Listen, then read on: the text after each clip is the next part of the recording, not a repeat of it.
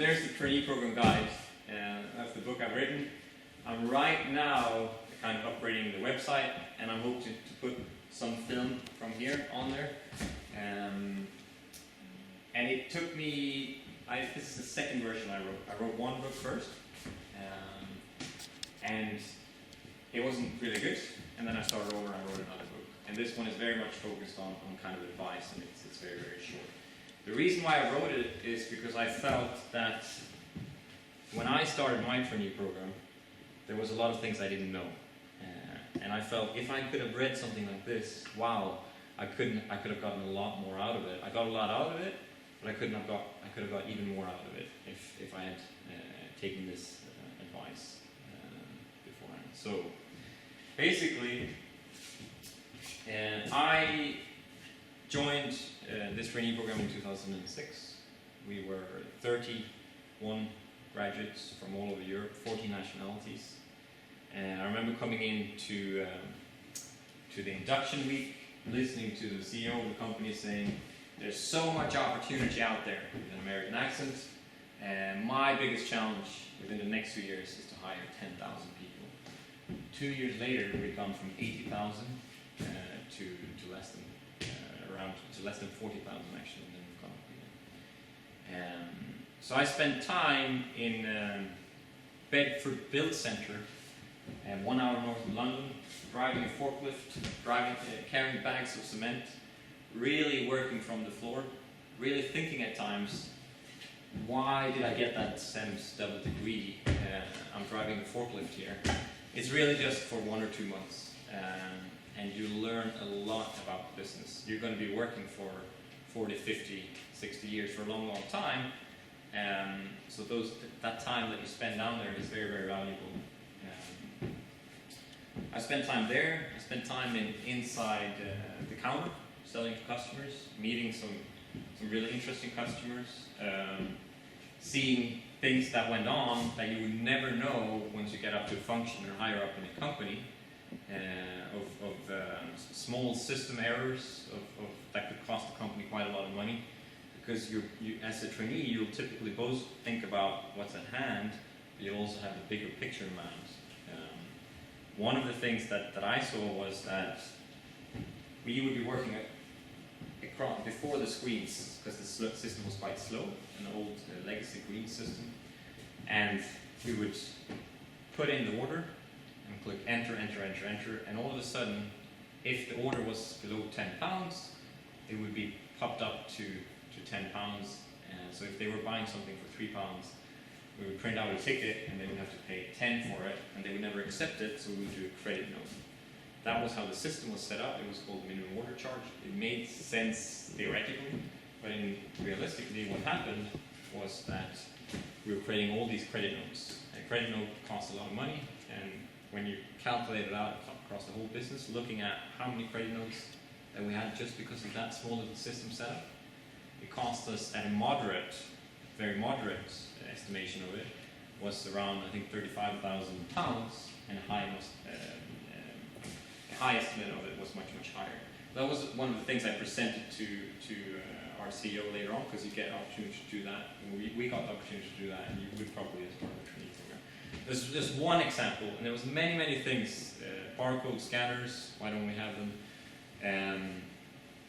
Anyway, so I spent time there in Bedford. I worked night shift in the distribution center. I did an area project with the regional manager. I traveled around in East Anglia, working on stock production, and ended up presenting after 9 months for the CEO of Europe, which was a fun experience. Then I went to the US, spent a year and a half in Philadelphia. This was during the crisis, so I came there and sales were booming, and we were working long shifts, 10, 11, 12 hours in the warehouse, 30 degrees Celsius heat. Again, I was thinking, why did I get that double degree? I'm sitting here in, I'm not even in Philadelphia. I'm 40 minutes outside the city in this place here, very, very far out. It's sweating. I'm losing weight. I don't have a lot of weight to begin with. What am I doing here? And then I got to know a lot of interesting characters, people I would never have gotten to know if I just started work at a corporate head office. Again, I did a lot of experiences, because very, very quickly, the crisis came. And when I moved to Philadelphia, we had 360 employees in the network. And when I left, we had less than 180. We'd gone from $150 million turnover to less than $100 million turnover. People were being let go. And in the US, you talk about A, B, and C players, very, very crude like that. C players were gone, they had a few B players left, and the rest of it was A players. And there was I, as a trainee, coming from Sweden. The company was investing in me, I'm learning, I'm not really contributing to the company yet. And how do you deal with that kind of situation? And the way I dealt with it was I just showed that I really meant business and I was working. So after that, that was the trainee program that I participated in, and we'll go through the book. I might take some examples later on. And then I worked in IT in Aarhus. There was no jobs when I came back really anywhere else but a dark corner of Jutland.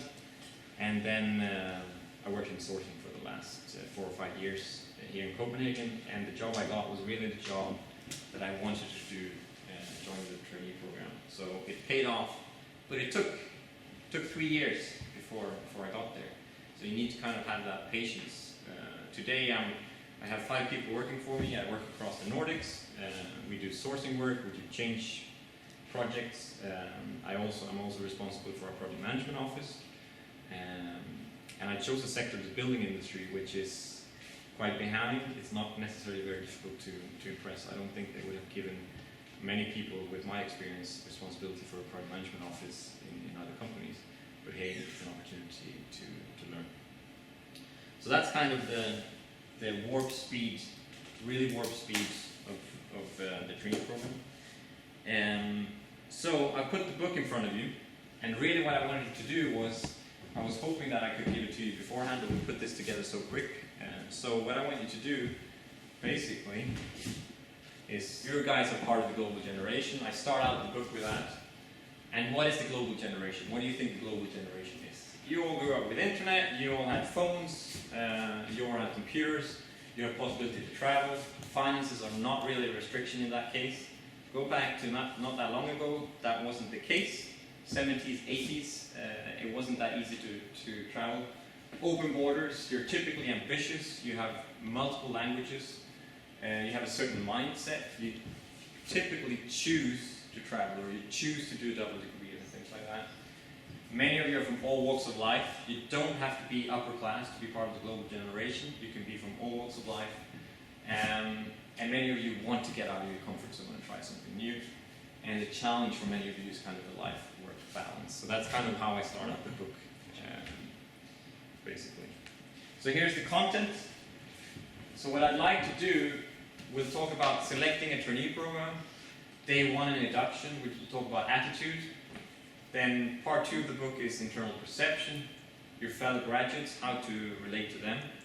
Training, what kind of training can you expect and should you expect as part of a trainee program. Part 3 talks about cross-cultural networking.